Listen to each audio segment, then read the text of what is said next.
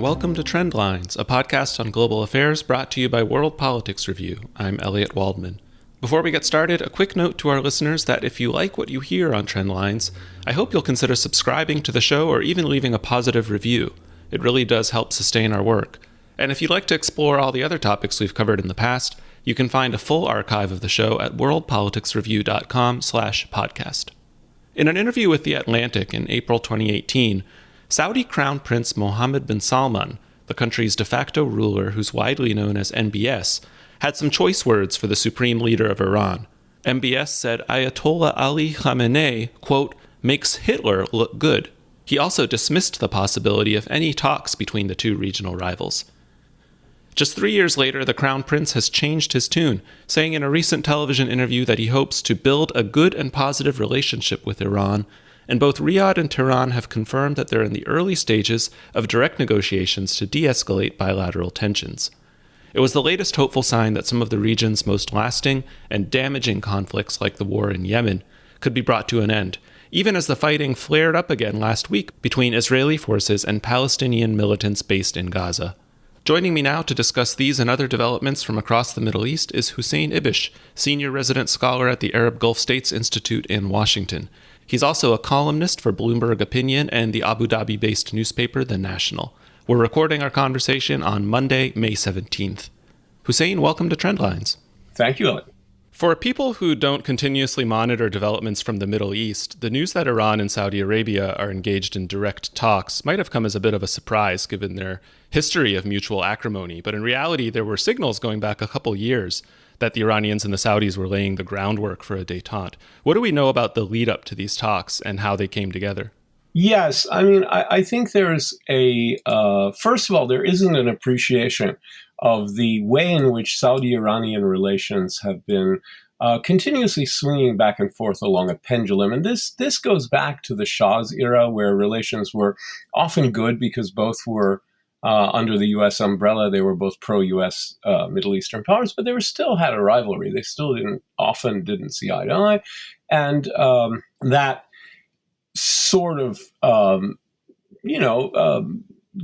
competition became much more intense after the Islamic Revolution in 1979, when they really were on a kind of a collision course in terms of their vision for the future of the Middle East was really totally incompatible. Their vision of, what is Islam, what's its relationship to the state, who should have sway, whether you should be a status quo power like Saudi Arabia or an explicitly revolutionary power like Islamic Iran, and a certain, basically whether who should have primacy also, and whether you should be a republic or a monarchy. All of those things, among many others, are sort of sources of tension, contradictions between Saudi Arabia and Islamic Iran. So it became much worse.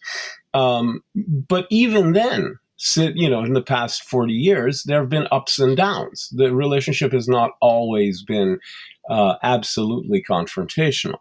So it's not surprising to see the relationship intensify, the tensions intensify and then ease, and then intensify and then ease. That's just the pattern. Now, the relations got really bad after the U.S. invaded Iraq in 2003, and basically when in a kind of a post 9/11 era, the U.S. really ended up strengthening Iran tremendously in the region without meaning to.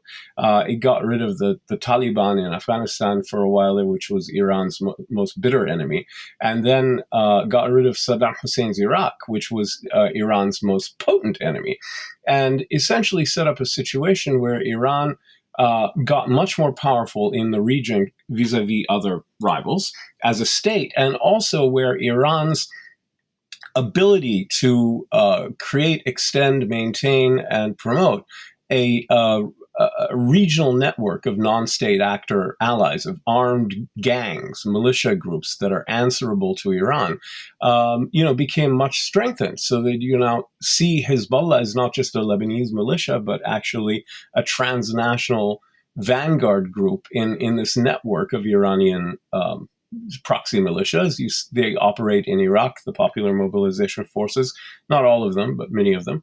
They're in Syria and elsewhere. So Iran became a much more potent force, and that really set off tensions.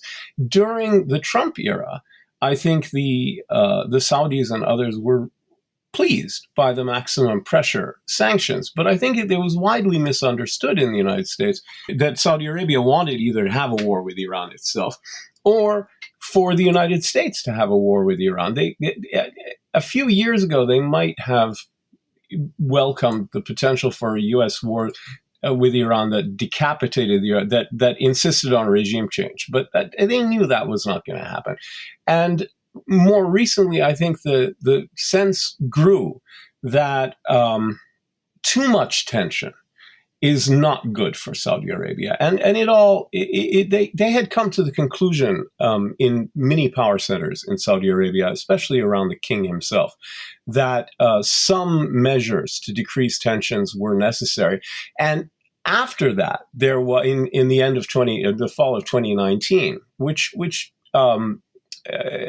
is not the beginning of this sense that there should be a dialogue, but the Iranians attacked as part of their so-called maximum resistance campaign against Trump's sanctions, attacked Saudi Aramco facilities at Abqaiq and Khurais in Saudi Arabia, did tremendous damage to the Saudi oil industry, and demonstrated enormous power in terms of precision guidance. Almost all, I think there was only one projectile, missile, or drone that didn't hit its target. And it really underscored the extent to which Saudi Arabia needed to talk to Iran.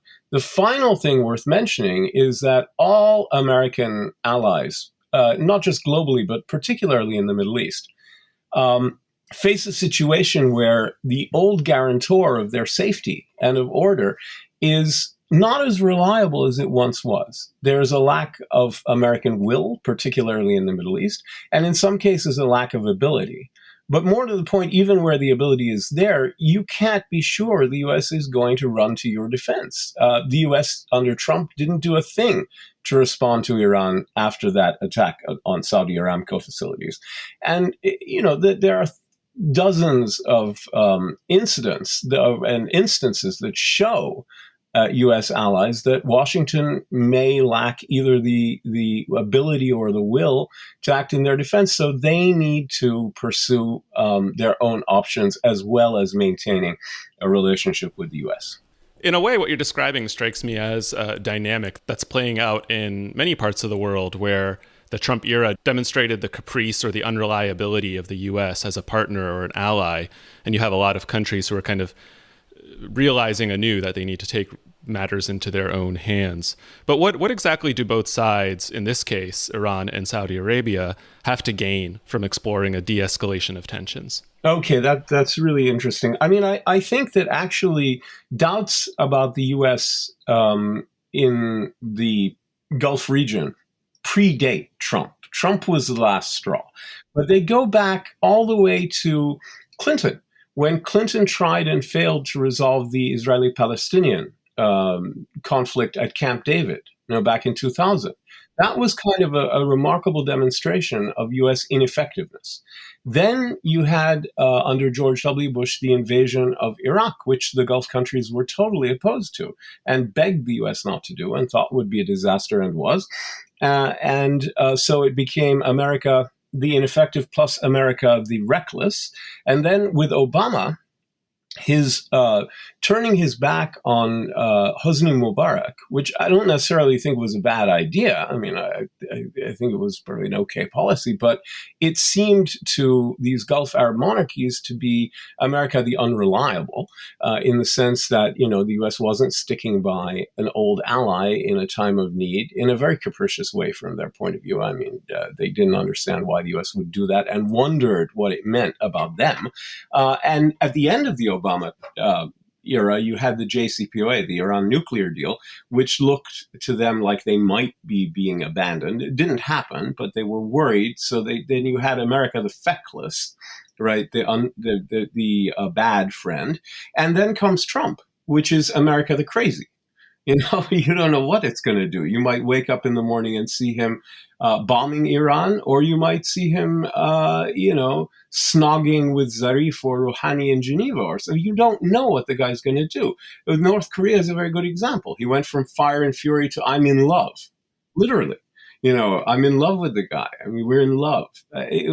So at that point, you have these things piling on top of each other, because the ineffective and then the reckless was added to the ineffective, and then was added the feckless, and then was added the loony. And under no point has the U.S. ever kind of fixed things. Now, I think Biden may be fixing America the crazy. That may go. But the sense that the U.S. is kind of checking out is very strongly there anyway. What do they have to gain? Well, I think Iran obviously feels that it's been in a very advantageous position historically following the invasion of Iraq. And the last 15 years have generally been a period of extreme gain for Iran, and especially gain in the Arab world. And I think they've been looking to essentially formalize their new kind of hegemonic position by getting rivals in the Arab world, especially the Saudis, the Emiratis, and others, to kind of recognize it in a way, to kind of say, all right, fine, you're, in this position of tremendous power in our region, and we will basically acquiesce to that. I think that the Iranian goal is to consolidate their victories, right? I think that because that's at least the Saudi fear. That's what the Saudis feared they were being asked to do, was basically to acquiesce to a lot of Iranian strategic and hegemonic gains in the Arab world, even in Sunni majority countries like Syria. That they were very reluctant to get into such a dialogue with Iran in most of the past decade, 15 years, etc.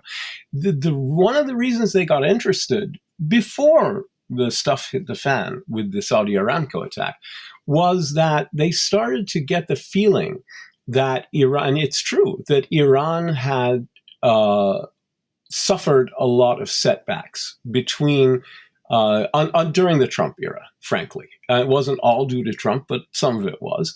And that by 2019, Iran was not the power it was regionally in 2015. They had suffered serious setbacks in Syria. In Iraq. They had suffered serious setbacks. They had suffered serious economic problems, unrest in their country, and they were struggling to hold on to the position they had arrived at in Syria, being pressed by Russia, by Turkey, even Assad himself looking for a way to get past them. And the crisis in Lebanon also has weakened Hezbollah to a very large extent. Now, overall, in the past 15 years, Iran has gotten a lot stronger regionally. But in the period between 2016 and 2019, Iran suffered a lot of setbacks. So I think the Saudis also felt that they could have a more mutual dialogue with the Iranians. It wouldn't be a one-sided affair where an ascendant power was getting the acquiescence of lesser powers to their conquests. That it would be much more of a give and take, and that's what they wanted. And that also plays into the calculus on the Iranian side, I would imagine, because it sort of makes them feel like they're overextended and that it might be time to draw back and pursue a rapprochement. There's obviously a flowering of diplomacy, or at least a flurry of diplomatic activity in the Middle East. All kinds of rivals are talking to each other, and there's a lot of exchange. There's the end of the Qatar boycott, the Abraham Accords with the UAE, Bahrain, Sudan, maybe Morocco, normalizing with Israel, talks between Turkey and some of its bitter opponents like Egypt and Saudi Arabia, more advanced talks between the UAE and Iran, but now also Saudi Arabia and Iran. It's everywhere you look. A lot of people are attributing this to Biden, but it predates Biden. It's not about Biden. Biden helps by promoting democracy and by casting all of this as regular order. The friends of the United States can get in well with the new U.S. government, and opponents of the United States can score points too and look like responsible players. So it's kind of advantageous to be pleasing Washington. But I don't think that's the main thing. I think the main thing is that, as you said, Iran is overextended. Everybody is overextended. All players in the Middle East that project their power, with the possible exception of Israel, though I think, given the violence in Gaza and inside Israel itself, it's maybe less of an exception than it had hoped. All the major players that project their power in the region are overextended. They've all bitten off more than they can chew. More than that, the regional conflicts that they had used in order to try to advance their interests are either resolved in the sense that there's a fairly clear winner, at least on a contingent basis, like in Syria, for example, where Assad has basically won, or in Yemen, where the Houthis have basically won, in the north anyway, or they are stalemated. For example, in Syria, in Libya, it's a stalemate. In Iraq, it's basically a stalemate. There are other conflicts that are effectively stalemated. So what you're looking at then is a situation where all the countries, including Iran and Saudi Arabia, that project power, are looking to retrench, to consolidate, meaning consolidate their gains, right? To try to keep on to whatever they think they secured during that period of confrontation, and to maneuver, looking at other means other than through direct or proxy confrontation on the battlefield. Therefore, you see this explosion of diplomacy, of soft power, of sticky power through investment, and stuff like that. So this is, to a very large extent, and by this I mean the Saudi-Iranian dialogue, a part of that broader trend. Before we talk a little bit more about the regional picture, I want to ask what might be a bit of a provocative question, which is, given that the situation that Iran finds itself in, that has become a driver for these talks with Saudi Arabia, was caused partially by the Trump administration's policies, how much credit does Trump deserve for this rapprochement between two of the leading rivals in the Middle East? Very hard to say. I think not much, probably, but it's hard to say. Look, the maximum pressure campaign is plausibly derided by its critics as a failure, insofar as it didn't actually accomplish anything, and any policy goal. That's true. Well, it really wasn't ever attached to a policy outcome that was achievable. For example, regime change. It's a pipe dream. The regime will change in Iran when Iranians decide to change it. It's not. No one else is going to play a role in that. I mean, you can encourage a revolutionary situation if it arises to get worse or better, but no one can engineer a change of regime in a country like Iran from the outside. That just is a fantasy. Toot court, it's a fantasy. These things don't happen that way. So other than that, I don't really know what maximum pressure was supposed to achieve. They kept talking about a better deal, but they never really tried to get one. What it did do, so in that sense, it was a failure. I mean, because in the sense that it didn't accomplish anything. What it did do, though, was create a great deal of leverage with Iran that can be cashed in, that I think the Biden administration is trying to cash in order to restart the JCPOA. And in addition to that, it weakened Iran. Iran, therefore, comes looking for relief from the pain and the pressure that it's been under, economic and others, but especially economic. And there's leverage with Iran in the form of sanctions. You can get the Iranians to do X, Y, and Z stuff by lifting some sanctions and keeping other sanctions, and talking about under what conditions could primary sanctions be lifted or other sanctions, what have you. So I do think it would be silly not to acknowledge that the maximum pressure campaign created a great deal of leverage and a great deal of um, incentive for Iran to come back to the table. On the other hand, those who celebrate it are, I think, failing to recognize that it didn't accomplish anything. So I think it's a mixed bag. We should also, of course, point out that Iran has been dealing with the COVID-19 pandemic, which has really exacerbated the painful economic situation that it's in, and a host of other concerns as well. That created an interesting opportunity that I think maybe is one thing Biden could have done that he didn't, which is some kind of a big humanitarian gesture towards Iran might have been helpful at the beginning. I didn't want him to run into a deal that maybe was ill-advised. I didn't want him to, rush back into the JCPOA under whatever terms. And he hasn't done that. There are a lot of people on the right who are complaining that he has, and he's giving the store away and all this stuff. But that's not true. They haven't agreed on anything. I think what I might have added is some sort of a significant, humanitarian gesture of some kind. So in terms of the broader regional picture you pointed out, I think it's really fascinating because as you have these preliminary talks between the Iranians and the Saudis, which we should also mention are in very early stages and could blow up at any point, but they are talking to each other, which is significant. But then you also have other regional powers, as you mentioned, who are projecting power in ways that they're realizing might not actually be so useful. And one example of that might be Turkey. It's the best example. Yeah, which is also engaging in trying to patch things up, mend fences with Egypt, a historical adversary. Can you talk a little bit about that situation? Yeah, Egypt and Saudi Arabia, I might add, and even maybe the UAE. Yeah, I mean, it's the same thing, right? Turkey is the most overextended of them all.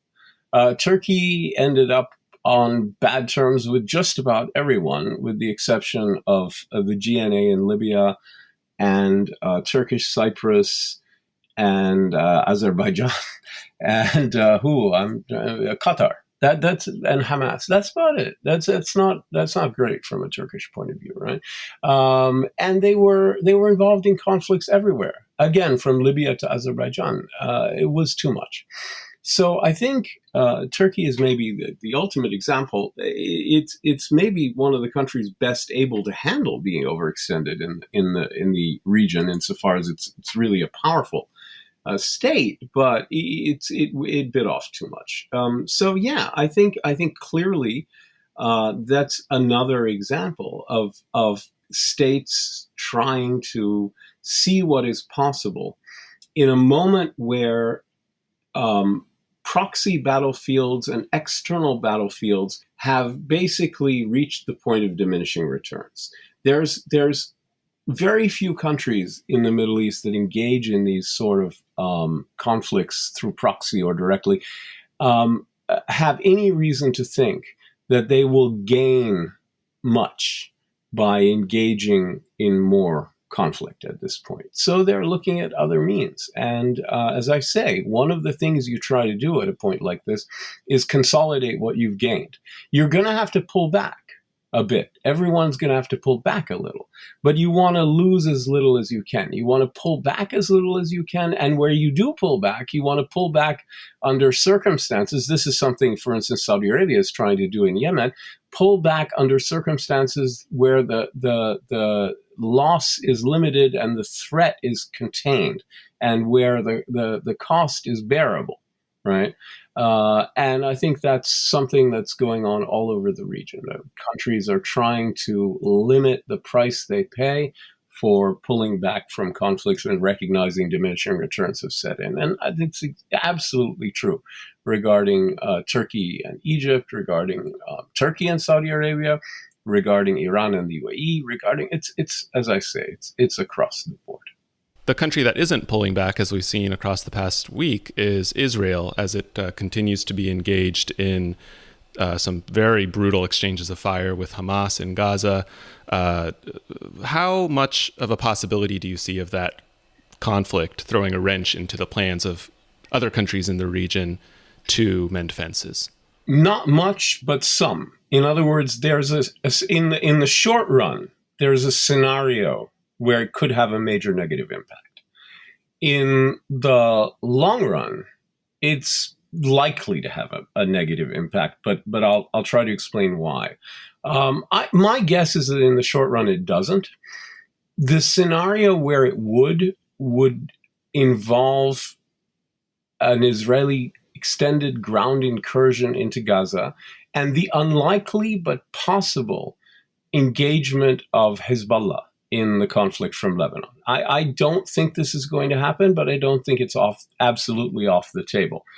If the circumstances are right, if the Israelis get bogged down in Gaza and for some reason Hezbollah and the Islamic Revolutionary Guard Corps, which is basically runs the network of pro-Iranian militia groups, consider that it would be useful for Hezbollah to get involved on the assumption that Israel would be very discombobulated and perhaps overwhelmed by a conflict on multiple fronts simultaneously. I don't know that that's true at all, but let's say they came to that conclusion.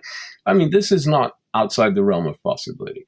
Under such circumstances, you could see the conflagration spreading in a way that starts to impact the regional calculation that stops this kind of thing, that really has an effect on Iran's general standing in the region and either increases or decreases the amount of outreach between, say, Saudi Arabia and Iran or what have you. It would be a game-changing development. I don't think it's very likely, but I do think it's it's within the realm of possibility. I would put it at maybe like a 5%, but 5% is possible. In the longer run, the Israeli-Palestinian issue is currently underrated. Well, maybe not today, but it has been for many years now, underrated as a volatile variable in Middle Eastern calculations, because it became so unsolvable and so contained that I think a lot of people assumed that the region could and would just move on from it, and that Arab countries not being able to resolve it would simply say, well, we have our own national interests, so we're going to do what we're going to do, which, of course, in many cases they have. Or that the world will say, well, there's nothing to work with here. The Israelis aren't going to budge. The Palestinians are weak and divided. There's no leverage over the Israelis. What are we going to do? Move on. And I think there are a lot of people around the world, including in the Middle East, that wanted to do that. But I think what we're reminded of in this conflagration is that this conflict, this reality is, first of all, filled with symbolic resonance, especially when it comes to Jerusalem. The Gulf Arab countries that either have relations with Israel or are thinking of having relations with Israel, all of them had a very awkward time during the confrontation at Al-Aqsa Mosque and in Sheikh Jarrah in Jerusalem, the stuff that led to the brush fire that was then picked up by Hamas and turned ultimately into this aerial bombardment campaign between the two sides. Just to interject and fill in the context for our listeners, you're referring to the raid on Al-Aqsa Mosque, which is the third holiest site in Islam. So here's what happened. If you want a little context, for weeks, the Biden administration was being warned by the Egyptians and the Jordanians and others that a real tinderbox was developing in occupied East Jerusalem, involving the displacement of refugee families from a neighborhood called Sheikh Jarrah, where they've lived since they arrived in Jerusalem as refugees in 1948. Now, there's a group of Israeli settlers who want to kick them out, and this is very painful. It brings up themes of dispossession, of refugees, of ethnic domination, of apartheid, and also of and it brings back 48 and kind of replays that. I mean, like, how many times are these families going to be made refugees? How many homes are they going to be thrown out of? It's very emotive, right? And there were protests for months in this neighborhood, which is not far from the Al-Aqsa Mosque. And last Monday, so a week ago, almost a week ago, since we're talking today, the Israeli Supreme Court was supposed to rule on the final disposition of that case, expected to side with the settlers, who are using an Israeli law which allows Jews, but Jews only, to recover property lost in war. So these settlers are claiming that some Jews had owned this property before 1948, and on that basis they would try to recover it. That's something that is never afforded to Palestinians. And so all these themes come up. The protests reached a head on this night called Laylat al-Qadr, which is the night of power, which is the holiest night of Ramadan, and these huge prayers at the Al-Aqsa Mosque. And the congregants, after prayers, sort of began protesting, and the Sheikh Jarrah protest and the Al-Aqsa protest kind of came together. And that's where you had this huge confrontation of unarmed but sometimes stone-throwing youths with Israeli police, about 500, between 300 and 500 Palestinians injured, maybe a dozen or two Israeli troops injured, and set off this exchange of protests and counter violence that went on Thursday and Friday, and then it was dying down. There was more on Saturday, but it started dying down, and on Sunday it really died down, and on Monday is when Hamas began the aerial bombardment. So they stepped in.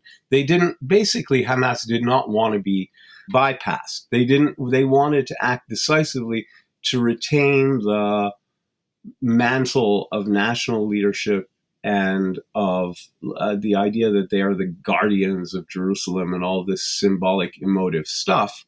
And the way to do that was start firing rockets at Israel, and then this basically starts this conflict.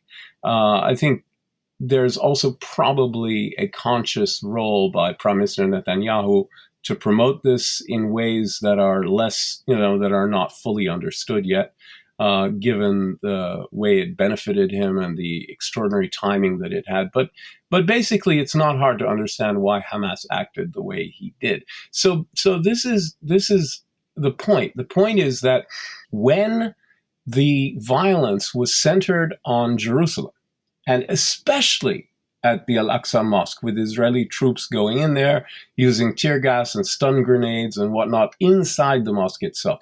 This was extremely uncomfortable for the Arab countries that have become more friendly with Israel. And they had to issue statements much stronger than they would like to have, and they had to take a bunch of steps that I think pretty obviously they didn't want to. But they did. When Hamas intervened for its own purposes and seized control of the situation and the agenda, that may have benefited Hamas, but it also left these Gulf Arab countries off the hook. It got them off the hook because Hamas is not popular in much of the Arab world, and especially not in the Gulf. It's widely seen as an extremist organization and a reckless organization. And it became possible for Gulf countries to see this as, well, another familiar exchange of violence between an extremist group and an irresponsible right-wing leader, and that this is not anything that Gulf countries are answerable for, have any control over, any authority, any responsibility. And they can just say, well, this is terrible, and we really feel sorry for the people in Gaza, but it's the reckless Hamas and the irresponsible, fanatical Netanyahu, and what are you going to do with these people? And that's essentially the attitude they've taken. That's not an attitude they can take when it comes to Jerusalem. So my point here is that as long as it's Hamas versus Israel in the air and in Gaza, it's manageable for these countries, and it's probably manageable as a regional, a variable, as a regional factor as well for the time being. That's also true of the communal violence in Israel, which is new, and it's a whole other matter. The fighting, on the streets of mixed cities inside Israel between roving mobs of Jewish and Arab youths. And, that takes us back to the 30s and whatnot. But more to the point, it's when Jerusalem comes into play that even if it's not the holy places, Jerusalem as such, but especially the holy places, but really anything involving Jerusalem, that the regional impact becomes unmistakable, severe, and very meaningful. And I'd say one final thing, which is the trigger to note when the countries like UAE and Bahrain, who've made a peace agreements, not peace agreements, they're not peace agreements, who normalized their diplomatic relations or are normalizing relations with Israel, would have to act is probably when the Egyptians and Jordanians begin making formal diplomatic protests, removing their ambassadors, lodging formal protests, kicking the Israeli ambassador out. They're not going to break relations, but they might do something like, withdraw ambassadors and protest.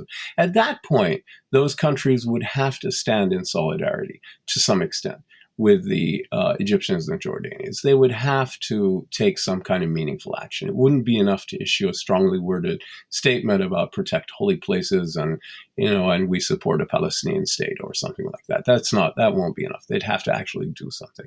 Until that happens, I think they can figure out a way of making this work.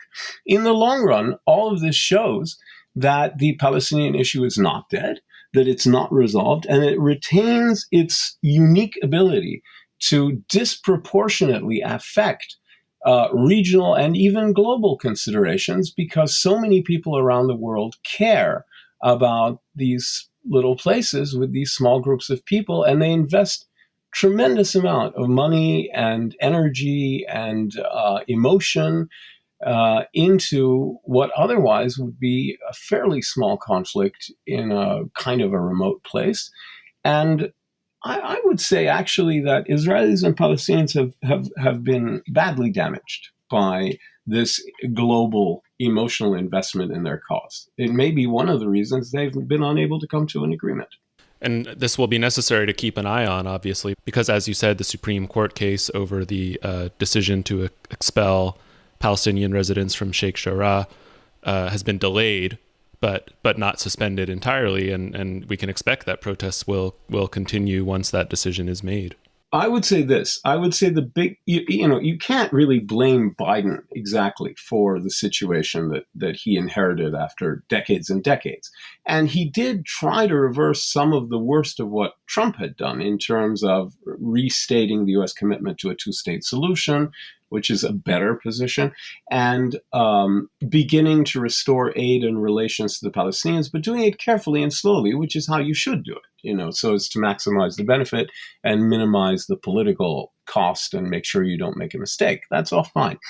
But at the same time, as Egypt and Jordan were warning, and as many of us wrote in the weeks leading up to this, I mean, I certainly did, and I know many people who did, there was another side that was being ignored.